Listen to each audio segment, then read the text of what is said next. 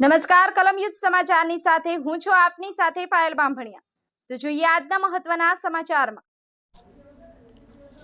કેશોદમાં સ્વજયભાઈ બાલસના સ્મરણાર્થે cricket ટુર્નામેન્ટનું આયોજન કરવામાં આવ્યું। કેશોદ શહેરના સ્વજયભાઈ બાલસના સ્મરણાર્થે કેશોદ તાલુકા આયોજિત ક્રિકેટ ટુર્નામેન્ટનું આયોજન કરવામાં આવ્યું હતું। કેશોદના આસપાસના ક્રિકેટ પ્રેમીઓએ આ ટુર્નામેન્ટમાં ભાગ લીધો હતો।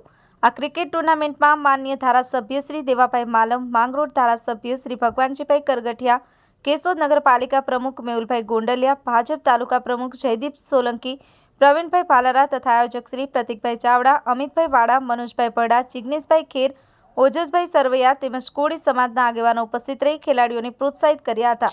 હર્ષ બરડા, કલમ યુદ્ધ સમાચાર, કેશોદ।